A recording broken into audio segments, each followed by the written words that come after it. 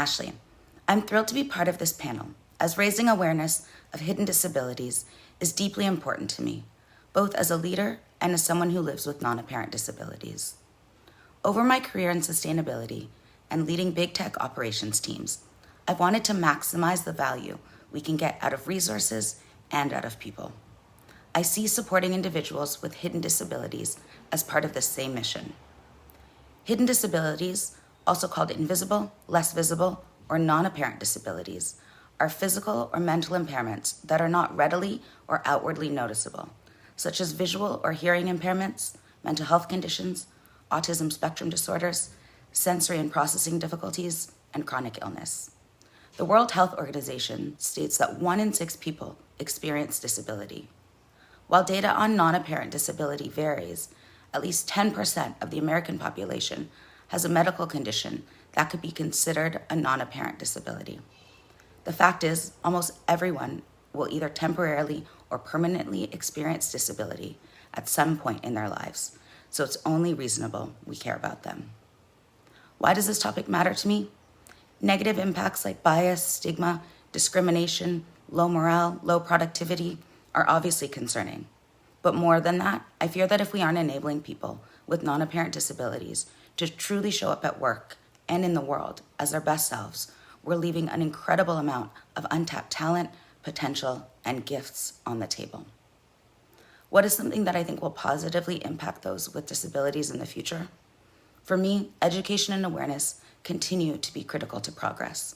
As we increase recognition of non-apparent disabilities and evolve our attitudes about them, they can be better prioritized in policies and in practices.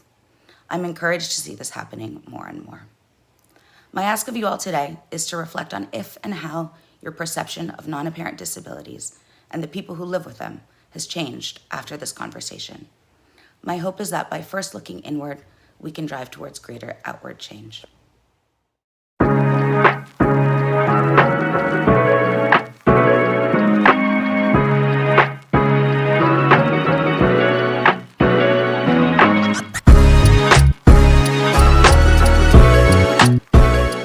Thanks so much to Ashley Finlayson there for the marvellous introduction.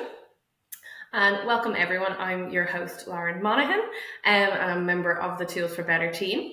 Today we are talking about a truly important topic, hidden disabilities, and the opportunities that we have to make our workplaces more accessible and disability friendly. Let me introduce our panel. First up we have Barry Walsh. He's founder of FocusOnDiversity.ie and an award-winning diversity and inclusion advocate. Second, we have Roisin Doyle, who leads our client success team at Indeed and co-chairs their Access Inclusion Resource Group. And finally, we have Ellie Doyle, co-founder at TalentHub.ie. And Ellie is a long-term advocate for women and an advocate for neurodiversity and neuro-inclusion. So welcome everybody. So we'll kick things off with Roisin. So Indeed truly embraces the employee resource group model, and you're co-leading Access, the disability resource group at Indeed for a number of years now. What made you so driven to get involved and lead such an important group? Yeah, thanks so much for that question, Lauren. It's a really interesting one. So my own personal journey, I always had to manage my own mental health. And it was when I, about 2.5 years ago, I joined Indeed. But at that point in my life, I was in a place of wellness around my mental health. And that was really important to me.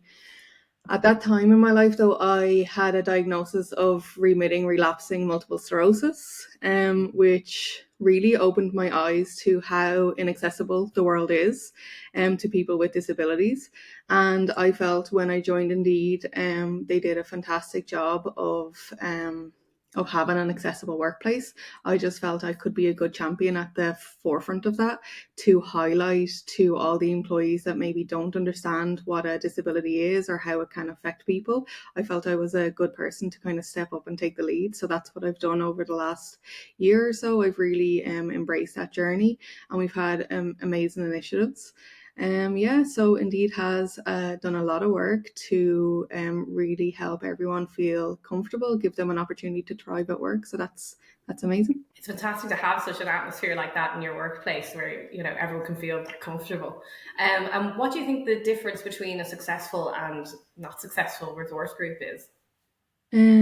I think the reason, well, I think first of all, the reason I felt that Indeed needed a bit more education around access and I could be the champion for that was I felt the women at Resource Group had huge audiences at any events they ran. Similar, the iPride, which is for LGBTQIA plus people, had an amazing audience attendance. It's just some access events I went to had a low audience attendance. I think it's down to allyship. I think it's the allies that really push any agenda forward. So that's what I think makes a successful resource group. It's having a strong allyship, a strong agenda, really understanding how you can educate your community on all different kinds of topics for that resource group. So, for example, Access will look at hidden disabilities, but they'll look at apparent disabilities as well. They'll look at addiction, anything neurodiverse related, and we everything is under that huge umbrella, and that's what I think is hugely important, the allyship part of it. Yeah, definitely. I think, as you said, there's such a huge scope for such a group as well. It's important to understand the full bandwidth of it. Barry, as well, throughout your career, you focused on diversity. It seems to be a topic close to your heart. Was there any particular time in your life that made you kind of focus in that direction? Yeah, I think it was my lived experience really. I was diagnosed with dyslexia and dyspraxia when I was quite young. And it was the challenges of getting into the workplace that I found most difficult, and particularly through interviews. So I found that it was actually quite inaccessible. A lot of the interviews I did, I freely admit that it was my own fault why I didn't get the interview, but an awful lot of the interviews, it was the companies not having the training in place, not having the knowledge around neurodiversity, or not even just neurodiversity, having the respect of any applicant to go into the workplace. So it was when I joined Dell Technologies that I really saw what the workplace is like, what a workplace should be like for all. And that's what I tried to bring forward. So that's what I'm doing through neurodiversity awareness training now, and going through different conditions and different reasonable accommodations that could be brought into the workplace so that it's a workplace for all, not the workplace that has certain biases in place for certain groups but not others. Yeah, it's amazing once you go into a workplace that actually has such an open place. It opens your eyes into what the actual world should look like, rather than kind of some of the Exactly. negative experiences that you can have. Ellie, over to you. So you're a female founder, which is in itself is rare, and recently become an amazing and vocal advocate for hidden disabilities. There's a general perception that people are born with their disabilities. However, about 70% are acquired throughout their lifetime. How has this influenced your message? Thank you, Lauren, and thank you for inviting me here today. I suppose from my perspective, I'm coming at this from two different angles. So I've been working in staffing and recruiting sector for almost 2 decades. So I'd like to think that I'm quite up to date with trends and emerging rules and all that type of thing. So from a professional perspective, I would have always been obliged to ensure I was compliant and updated. Then almost 2 years ago, Lauren, I actually had a brain aneurysm very suddenly. So I suppose I'm not someone. This is an acquired way of living for me, an acquired brain injury, which I do believe makes a difference in regards. I haven't grown up with this. So I had a brain aneurysm, which led to a stroke, which led to me being in a coma. And I don't know how your 2022 was, but mine wasn't great. I think every hospital knows me now. I'm on first name terms. But look, I'm very lucky to have survived that, and I'm still working with Beaumont, who've just been amazing on finding a new modus operandi. But basically, like, because mine is an acquired brain injury as opposed to something I've grown up with. I remember seeing Stevie Wonder, who said he doesn't really know any other life. He obviously, and like the way he described his talents with music, he just went, well, I don't know any other way to be. This is normal to me. Whereas this is not normal to me. So I'm having to learn a whole new modus operandi. And I'm not saying, by the way, this is not a competition, Lauren. It's not a who has it the hardest or anything. It's just, it's different. So I do think, people's coping mechanisms are different. If it's something that you don't know another life, whereas, I hope that makes sense. It's just different. You need a different set of tools, I think. So hopefully that's what I'm learning with the good people of Beaumont behind me. Oh, definitely. It's a whole different way of living now. You know, you need to adapt to. It really is, yeah. I suppose, as you mentioned, you're in recruitment, so founder of Talent Hub, and so you're a connector. So we've heard you called the walking LinkedIn. Oh yeah.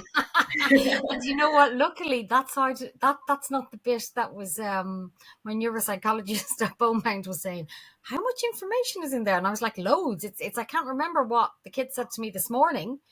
But I can remember something from 10 years ago. I'm always in awe of it. You remember absolutely everybody's names and where they've all worked, and absolutely it's incredible. But so what challenges have you noticed, like in your role? What challenges have you noticed for candidates, and what advice would you give them when they're applying for a role now? Yeah, I think they see. I'm trying to lobby or advocate or whatever at the moment for changes to. I think, and Barry and I have done a few other pieces of content on this. I'm trying to lobby for change in recruitment or hiring processes, because candidate experience is essential. And also there are some of the people I met in hospital, absolutely the smartest people like you've ever met, or the most talented, or you know, everyone had something to bring to the table. But if there's only one modus operandi for hiring, some of those people are instantly going to be ruled out. And actually, the company's not benefiting, because they're losing out on. I'm sure everyone's familiar with that cartoon of the professor, the little pencil drawing of the professor at the table with a fish, a snake, a giraffe, and a monkey, and it's the kind of theme of it is first one up the tree wins. And it's like, if you measure everyone by the same, if the interview and hiring and application process is the same for everyone, you're actually not going to be able to see, well, Roisin brings this to the table, but Barry would bring that, and together that would be a good marriage. So one of the things I'm very passionate about is looking at, well, how do we get the best out of this person? Because everyone has something to offer. Definitely. And I think it's remembering as well, it's a two-way interview process. You also want the candidate 100%. to want the role as well. And if you're not as open and engaging back towards that candidate, you could potentially, there might be someone you want, but they mightn't want you back in return. Exactly. if you're not as open and as engaging. I suppose it's like, Barry, you've conducted loads of amazing research into all of this. What are the top tips for companies looking to implement a more inclusive recruitment process? I think first of all, it's representation and knowledge in the area. So training is the obvious one. But I think even having representation, that like I did a presentation to a company on university about this time last month, and I looked at their social media employer branding, and they had great stuff for International Women's Day. They had great stuff for during June for Pride Month, for Black History Month as well. But they had no representation of people with disabilities on their website or on their social media whatsoever. And I know the work that they're doing in the area. I know the training that they've done in the area. And I was going, well, why aren't you putting up that training? Because somebody with a condition might say, oh, they've gone to that company and they know the subject matter really well in this area. But if you look at the website, you won't know that from anywhere. And then the big one is the job description. You are looking for the person who can do the job. But a company called Ability Focused looked at 550 job posts in Ireland in 2022, and they looked at it from the point of view of who has reasonable accommodations or the equality, we are equal opportunities company mentioned on their job descriptions. 3.5% of the private companies surveyed that they were open to reasonable accommodations. And in the recruitment area, they looked at all the 100 recruitment agency job posts. None of them had even the basic "we are equal opportunities employer." So if you know that you need reasonable accommodations in the workplace, and you see that they don't even mention people with disabilities, that they don't even mention what reasonable accommodations they offer, you're going to feel excluded before you even do the cover letter for the job. So obviously, if you are lucky enough that you get through the process, then you're not going to put your hand up because you don't think the company is welcoming to you. Yeah. Yeah, and I think that's, it's such a good point, because when it comes to a job description, there's usually a template for companies. So Yeah. it's such a simple and easy thing to implement within your company, is have a template and have your blurb down the bottom that just shows how open you are to engaging with people. Yeah. I And think that's the thing. it's such an Language is easy really win. important. You're not looking for a guru, a ninja, a rock star. You're looking for somebody who can do the job. Definitely. No, that's absolutely right. And Roisin, your EDRG invests a lot around building a strong culture and influencing leadership to build more inclusive ways of working. How did you go about getting this on the agenda? I think thanks so much for that question, Lauren. I think the amazing thing at Indeed is each resource group does have to have an executive sponsor which sits on the SLT team. So our sponsor Declan Carville, he's really passionate about disabilities and advocating for those people. Really, what we often do is we will conduct research into what our staff need, what the staff in Indeed are looking for, and we try to figure out those missing pieces. We have had a workshop with Tools for Better, so thank you so much for that. And it's where we had a group of managers come in and explain the issues they're facing, getting things like reasonable accommodations granted.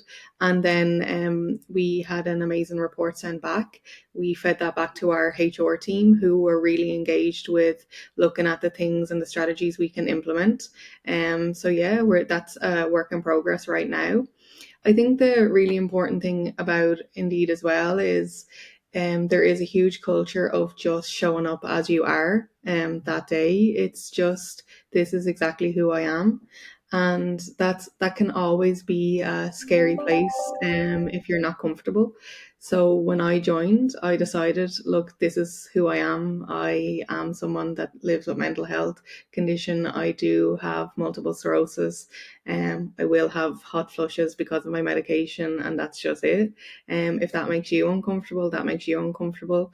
It's not going to affect how I conduct myself throughout the day. It doesn't affect my ability to do my job.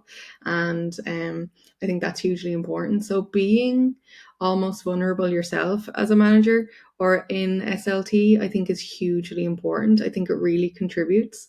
Our own CEO is really open about his journey around anything he has lived through in his life, and that's really inspiring as well. So to see that internally is huge. I think SLT have a lot to do with it.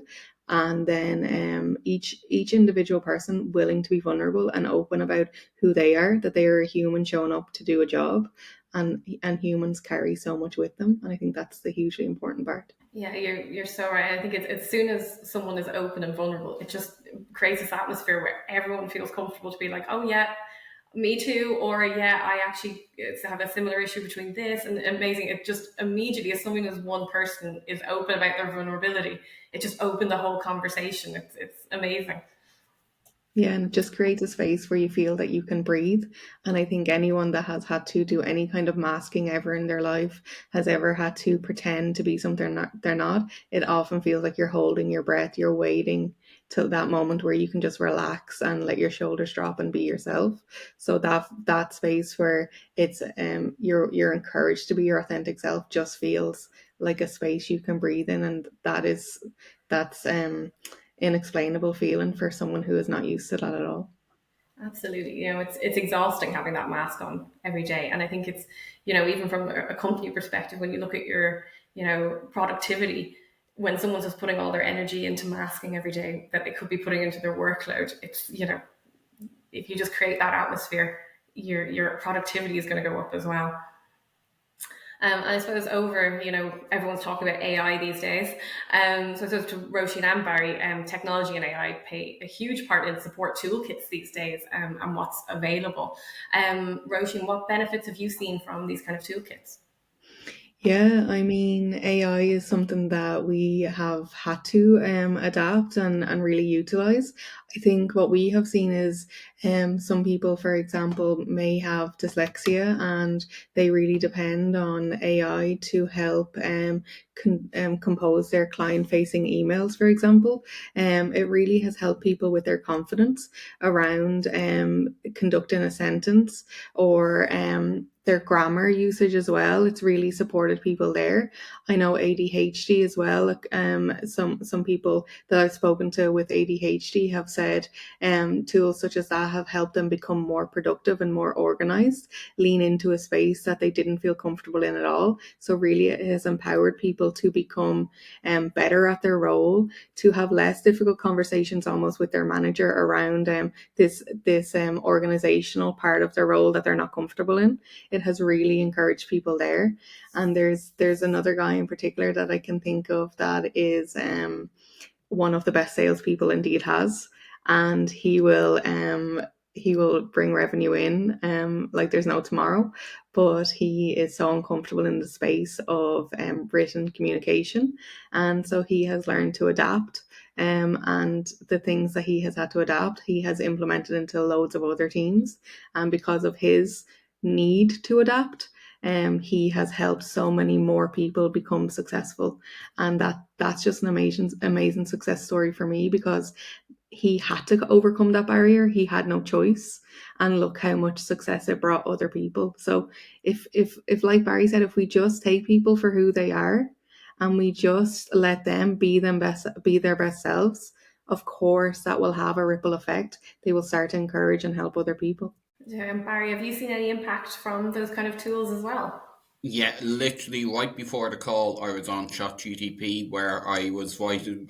Somebody sent me an article, and I just copied and pasted over and said, "Summarize this in one paragraph," and it did. So there's an afternoon saved in terms of production there. But no, I suppose best example was when I was in Dell Technologies. We used the dyslexia pen that scans over what you have written down, and it can also transfer what you've written down into a word processor, for example. So I hated taking minutes in a meeting. My handwriting was so messy. I'd make so many spelling mistakes. I go back to my desk and I look and I go, what was I even trying to say here? So now when I did it with the dyslexia pen, I was able to first of all transfer it right from the pad in, so it wasn't a case of copying across. Then I was able to record the meeting on the pen, so I could use my headphones, that I could go back and say, is that the context that the minute was in, or did I get that down correctly? And then when I went back in and they asked me to read the minutes aloud, was another absolute danger field for me.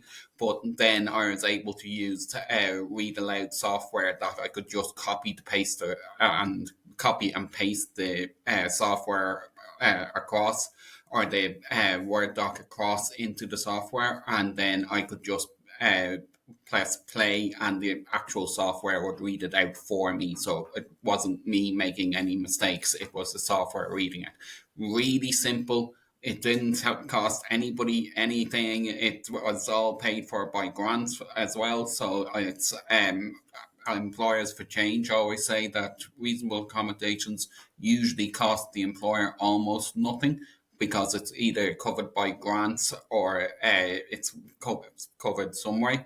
So I think particularly with the rise of AI over the last even 2 years. It's going to increase dramatically in the next few years, and that's really, really going to help people for the better, not just people with neurodiversity or disabilities, but I think it will help the overall production and productivity of people in the workplace hugely. Yeah, and it's nice to hear some positive stuff around AI. I know everyone does the scaremongering around how evil and things are going to come our way because of AI. It's nice to hear the positive side of the changes that it's making. And Ellie, I suppose from your side, what advice would you give companies when they're building their inclusive hiring practices, particularly those that are coming in recovering from illness? I would the analogy I always use is if you want to get a flight from Dublin to Barcelona, Lauren, right? As long as the flight is the price that you were promised and pretty much on time as you were promised, you don't necessarily need to know, and neither are you interested in what goes on in the cockpit and what goes in the what's going on under the bonnet or the engine or whatever. And where I was going with that was I would think a lot of people and employers need to understand this, and I'm on a mission to educate them, is start becoming more outcome driven.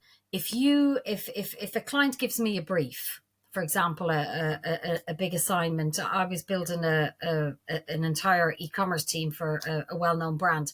They don't need to know that I still have to have physio, or I have to this appointment with Beaumont, or whatever. What I might need a nap in the day.